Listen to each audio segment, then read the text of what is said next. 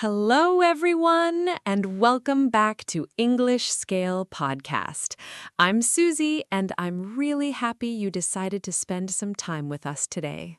And I'm Tom. Whether you are listening at home, on your way to work, relaxing in a cafe, or taking a walk outside, thank you for joining us.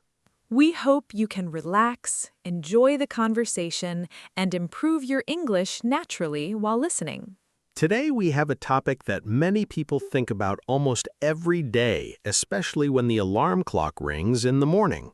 We are going to talk about morning motivation and how the way we start our day can influence everything that happens after that. As always, we will use clear, natural English that is comfortable for B1 to B2 learners. Some sentences will be a little longer, just like real conversations, but we will keep everything easy to follow. Remember, you do not need to understand every single word. Try to follow the general meaning, and little by little, your listening skills will become stronger. Before we begin, we would like you to think about a simple question while you listen. Here it is. How do you usually feel during the first 30 minutes after you wake up? Maybe you feel full of energy and ready to begin the day. Or maybe you want to stay in bed for another hour because your blanket feels too comfortable. Many people have that feeling. There's something very peaceful about a warm bed early in the morning. Maybe you immediately check your phone, read messages, or look at social media before you even get out of bed. Or perhaps you like to make a cup of coffee or tea first and enjoy a few quiet moments before your busy schedule begins. There is no perfect answer because everyone has different habits and different lifestyles. Today, we are not trying to tell you that you must wake up at 5 o'clock every morning. No, definitely not. Some people are naturally early risers, while others work late or simply have different daily routines. Morning motivation is not really about the exact time you wake up. It is more about how you prepare your mind for the day that is waiting for you. A good morning does not guarantee a perfect day, but it often gives you a better beginning. And a better beginning can make many small decisions feel easier later. Tom, let me ask you something. Are you naturally a morning person? I wish I could say yes, but honestly, not always. Really? You seem like someone who wakes up smiling every day. I appreciate that, but the truth is a little different. Some mornings I wake up feeling positive, and other mornings I wonder why my alarm clock is so loud. I think many listeners understand that feeling. Especially on cold mornings when the room is cool and your bed feels warmer than anywhere else. So, what usually helps you get out of bed? I try not to think too much. If I stay in bed thinking, I usually stay there longer. That's interesting. Instead, I count to 3, sit up, and put my feet on the floor before my brain has time to create excuses. So, you take action first and think later? Exactly. If I wait until I feel completely motivated, I might still be lying there an hour later. That is such an important idea because many people believe motivation always comes before action. But often it works the other way around. You begin with one small action and then motivation slowly appears. I have experienced that too.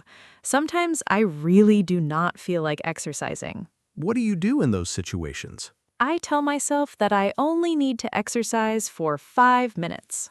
Only 5 minutes? Yes, 5 minutes feels easy, so my brain stops arguing with me. And do you usually stop after 5 minutes? Almost never. Once I begin moving, I usually continue for 20 or 30 minutes. That is a clever trick. I think the hardest part is often starting. I completely agree. Beginning something is usually more difficult than continuing it. Let us explain something important about motivation, because people often misunderstand this word. Motivation is the feeling that gives you energy or desire to do something. It can make difficult tasks feel exciting. But motivation is not always there. Some mornings you wake up feeling confident and energetic. Other mornings you feel tired, sleepy, or simply not interested in doing very much. That is completely normal. Many successful people do not succeed because they always feel motivated. They succeed because they continue even when motivation is low. That is where another important word becomes useful. The word is discipline. Discipline means doing something because you decided it is important, even if you don't feel excited about it. Motivation is based on feelings. Discipline is based on decisions. Imagine two different mornings. On the first morning, you wake up feeling energetic and happy. You go for a walk, prepare a healthy breakfast, and begin your work with a smile. That feels wonderful, and motivation makes everything seem easy. But now imagine another morning. You slept badly, you feel tired, and outside it's raining. Your motivation has disappeared. If you only depend on motivation, you might decide to do nothing that day. But if you have discipline, you can still complete one or two important tasks. Maybe not perfectly, but you continue moving forward. That small difference becomes very important over weeks and months. Because progress is usually built through ordinary days, not only through amazing days. I really like that idea. Me too. It reminds me that we do not need every morning to feel magical. Sometimes we only need one simple reason to get started. Exactly. One small step is often enough to change the direction of the entire morning. Let's continue with something many people experience. Even when we know what we should do in the morning, we do something completely different. That happens more often than we'd like to admit. You plan to exercise, read a book, or practice English, but somehow you spend 20 minutes watching random videos instead. I think almost everyone has experienced that at least once. Probably much more than once. So, why does this happen? One reason is that our brains usually look for the easiest and most comfortable option. Looking at your phone is easy. Staying under a warm blanket is easy. Making difficult decisions early in the morning is not always easy. That is why creating simple habits can be much more helpful than depending on motivation every day. Let's explain the word habit.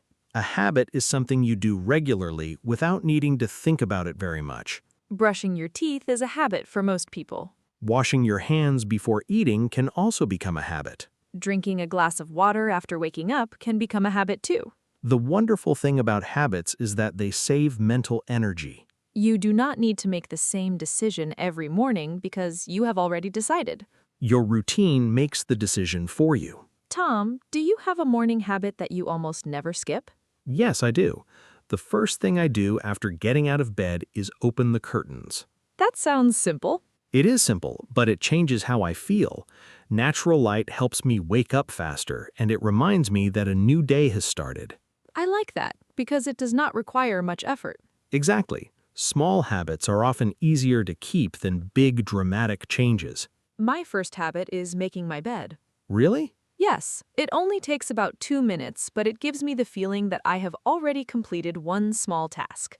That creates a nice sense of accomplishment. Yes, and when one small task is finished, I feel more willing to begin the next one. Success can sometimes begin with something surprisingly small. Many people think they need a perfect morning routine with 10 different activities. Wake up at 5, meditate, exercise, journal, read 20 pages, drink a green smoothie, learn a language, and answer emails before breakfast. That sounds impressive, but it also sounds exhausting. Exactly. If your routine feels impossible, you probably won't continue doing it. It is usually better to choose 2 or 3 simple habits that fit naturally into your life. Consistency is much more valuable than perfection.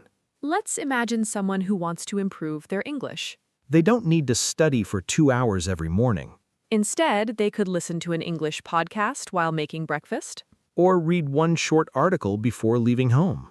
They could also learn 5 new words each morning. 5 words every day may not sound like much. But after 1 month, that becomes around 150 new words. Small actions become surprisingly powerful when repeated regularly. Another challenge in the morning is making too many decisions.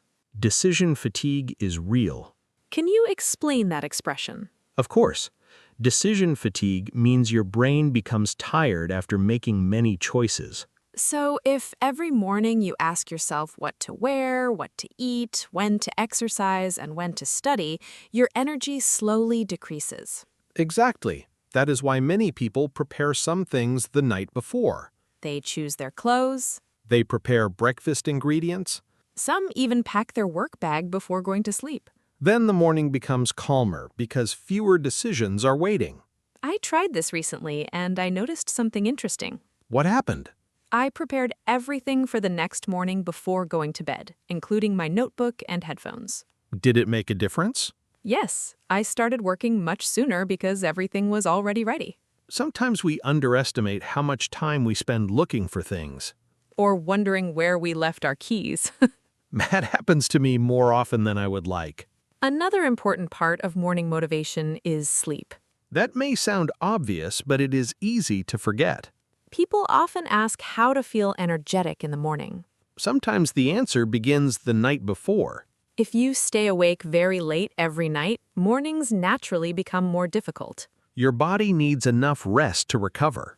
Of course, everyone has different responsibilities. Some people work night shifts. Others have young children who wake up during the night. So we know that perfect sleep is not always possible. But when we can improve our sleep little by little, mornings often become easier too. Another helpful idea is not to compare your mornings with other people's mornings. That is such an important point. Social media often shows perfect morning routines. Beautiful kitchens, perfect sunlight, healthy breakfasts, and smiling faces. Real life is usually much less perfect. Sometimes your breakfast is simple. Sometimes your hair refuses to cooperate. Sometimes you spill your coffee before you even leave the house. Those moments happen to everyone. We should remember that one difficult morning does not define the entire day. Nor does one lazy morning define your character. You can always begin again. Maybe not at 7 in the morning. Maybe at 10 o'clock. Or after lunch. The important thing is not giving up because one part of the day did not go as planned. I really like the expression, start where you are. Yes, it reminds us that we do not have to wait for perfect conditions. We can simply begin with whatever time, energy, and resources we have today. That idea removes a lot of pressure. It also makes success feel much more realistic. Before we finish today's conversation, let's review a few useful words we have used so far. The first word is habit. A habit is an action you repeat regularly until it becomes natural. The next word is routine. A routine is the usual order of activities you follow each day. We also use the word discipline. Discipline means continuing to do something because it matters even when you don't feel motivated. Another useful word is consistent. If you are consistent, you continue doing something regularly over time. Finally, we talked about decision fatigue, which means feeling mentally tired after making too many choices. These words are useful not only for talking about mornings, but also for many other conversations about work, study, and personal growth. And the more you use them in your own sentences, the more natural they will become in your everyday English. We have talked about motivation, habits, routines, and discipline. Now let's discuss something that many people forget. A successful morning does not always look the same. That is true. Your ideal morning depends on your lifestyle, your responsibilities, and your personal goals. Some people enjoy a quiet start to the day with a book and a cup of tea. Others feel happier after a short workout or a walk outside. Some people like listening to music while getting ready. And others prefer silence because it helps them think clearly. There is no single morning routine that works perfectly for everyone. The best routine is the one you can continue without feeling stressed every day. Tom, if you could give only one piece of advice about mornings, what would it be? I would say this. Make your first action simple. What do you mean by that? If your first task feels too difficult, your brain immediately starts looking for excuses. That makes sense. But if your first action is easy, like drinking a glass of water, opening the curtains, or stretching for 2 minutes, you begin with success instead of resistance. I really like that idea because anyone can try it. Exactly. Small victories create positive momentum. My advice would be a little different. I'm listening. I think people should stop expecting every morning to feel exciting. That is a realistic way to look at it. Some mornings are energetic. Some are slow. Some begin with good news. Others begin with unexpected problems. We cannot control everything that happens. But we can control how we respond to many situations. Even if the morning starts badly, we can still choose one positive action. Sometimes that single choice changes the direction of the rest of the day. Another helpful idea is to celebrate small progress. Many people only celebrate very big achievements. They wait until they finish a huge project or reach an important goal. But progress deserves attention too. If you woke up 10 minutes earlier than usual, that is progress. If you practiced English instead of scrolling through social media, that is progress. If you remembered to eat breakfast before rushing to work, that is progress as well.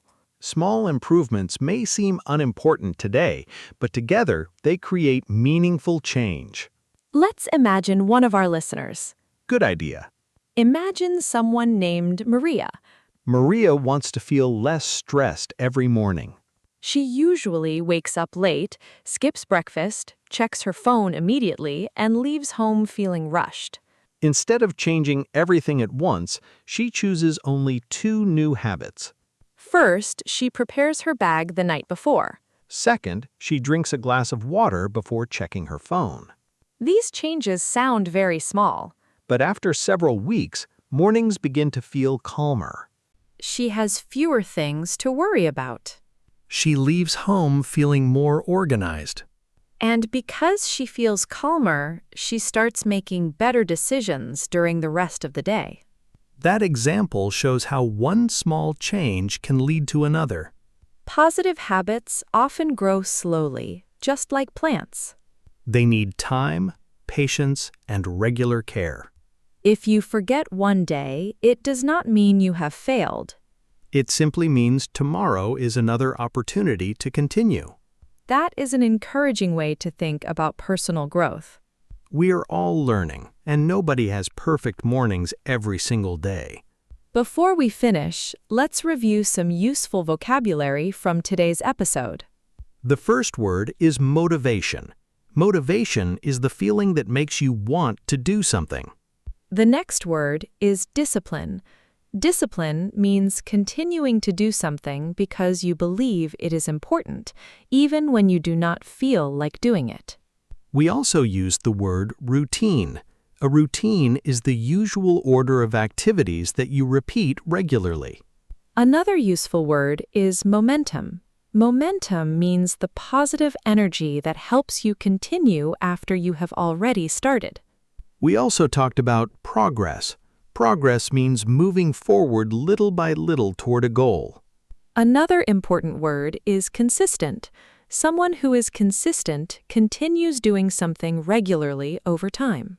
Finally, we use the word responsibility. A responsibility is something that you need to do or take care of.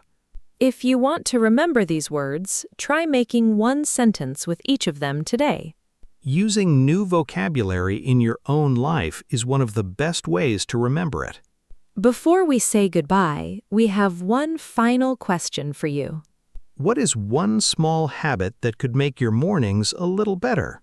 It does not have to be a big change. Maybe you'll wake up 10 minutes earlier. Maybe you will read one page of a book. Maybe you will listen to English while preparing breakfast. Or maybe you will simply smile, take a deep breath, and begin your day with a calm mind. Every positive habit begins with one simple decision. If you would like to practice your English, write your answer in the comments. You can write, I'm, your name, from, your country, and one morning habit I want to build is...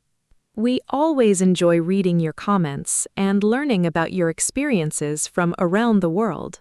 Your stories remind us that English connects people from many different cultures and backgrounds. Thank you so much for spending part of your day with us. We hope this conversation gave you useful English, practical ideas, and a little extra motivation. Keep practicing, keep learning, and remember that small steps repeated every day can lead to big changes. Take care of yourself, enjoy the rest of your day, and we'll see you next time here on English Scale Podcast.